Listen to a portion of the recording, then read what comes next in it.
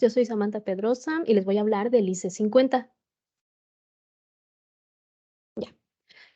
Para iniciar, ¿qué es el IC50? El IC50 es la mitad de la concentración inhibidora máxima, o en sus siglas en inglés, Inhibition Concentration, y el 50 de la mitad.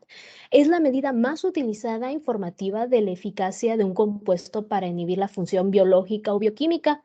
Los datos que aporta esta medida representan una gran cantidad de conocimientos sobre la bioactividad que tiene una importancia que por el momento va creciendo. ¿Cuál es el motivo para usarlo? ¿Para qué nos sirve? El IC50 es una medida cuantitativa que indica cuánto tiempo de una sustancia inhibidora, en particular, por ejemplo, un fármaco, puse el asterisco porque puede ser cualquier sustancia inhibidora, se necesita para poder inhibir in vitro un proceso biológico o componente biológico dado en un 50%. El componente biológico podría ser una enzima, célula, receptor celular o un microorganismo. Los valores de IC50 se expresan típicamente como la concentración molar. Para los estudios de farmacología y para poder descubrir nuevos fármacos, se utilizan los valores de IC50 para poder determinar la efectividad del fármaco, es decir, la potencia. Un valor menor o bajo de IC50 significa que el fármaco es potente a bajas concentraciones y por lo tanto mostrar una menor toxicidad toxicidad sistemática cuando se vaya a administrar al paciente. Exactamente esa es la razón por la que se tiene que buscar los valores mínimos del IC50. Un concepto importante son las curvas dose-response, que en español serían dosis-respuesta. Estas son curvas de respuesta a la dosis de un fármaco y se utilizan para medir y o analizar la relación entre las capacidades inhibidoras de un fármaco asociadas con sus respectivas concentraciones. Como se observa, es un gráfico de coordenadas que relaciona la magnitud de una dosis, que es el estímulo, con la respuesta de un sistema biológico, como se indica su mismo nombre. Este estudio también se hace para poder conocer más la información sobre varios efectos o criterios de valoración, pero ese es otro tema. La dosis aplicada generalmente se traza en el eje X y el cambio de la actividad del sistema biológico que es producido por la dosis seleccionada del fármaco se denomina respuesta y se traza en el eje Y.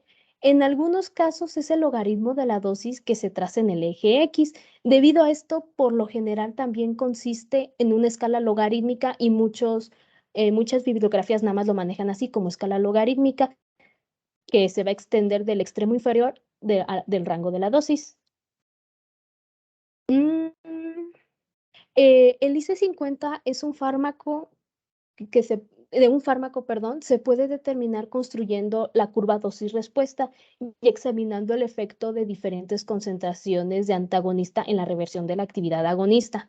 El antagonista es un tipo de ligado de receptor o fármaco, en este caso, que bloquea o detiene las respuestas medidas por agonistas en lugar de provocar una respuesta biológica. Y ahora, ¿qué es un agonista? Básicamente lo mismo, pero es más específicamente la sustancia que es capaz de unirse a un receptor celular y provoca cierta acción. Los valores de IC50 se pueden calcular para un antagonista dado determinado la concentración necesaria para inhibir la mitad de la respuesta biológica máxima del agonista.